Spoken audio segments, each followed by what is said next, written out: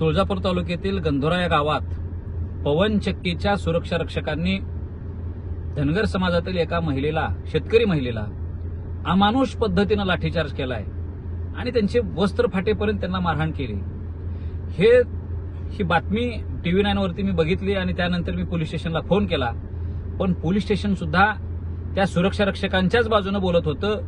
पिया यादव सुद्धा शेतकऱ्यांची बाजू न घेता, महिलेची बाजू न घेता त्या सुरक्षा रक्षकांनीच कसं योग्य केलंय हे समजावून सांगत होते। मी त्यांना योग्य शब्दात कानउघाडणी केली आणि मी त्यांना समजावून सांगितलं की काही झालं तर कायदा हातात घ्यायचा अधिकार त्या सुरक्षा रक्षकांना नाही, महिलेवर लाठीचार्ज करण्याचा तर अधिकार अजिबात नाही असं म्हटल्यानंतर त्यांनी त्यांच्या वरिष्ठांना बोलले आणि परत मला फोन केला की आम्ही गुन्हा नोंद करून देतो, पाठवून द्या। अरे आमच्यासारख्याने बोलण्याची गरज का पडावी? आज मला पवन चक्कीच्याच वादातून संतोष देशमुख हत्या प्रकरण जे झालेलं आहे त्या संतोष देशमुखांच्या सोबत महाराष्ट्रातल्या सगळे धनगर समाज असतील, सगळे मराठ्यांच्या बाजूने उभे राहिले। अगदी त्याच पद्धतीनं एक मराठा समाजाचा कार्यकर्ता म्हणून, शिंदे साहेबांचा कार्यकर्ता म्हणून मी महिलेच्या अन्यायाविरोधात उभा आहे, धनगर समाजासोबत उभा आहे एवढंच या प्रसंगी सांगतो।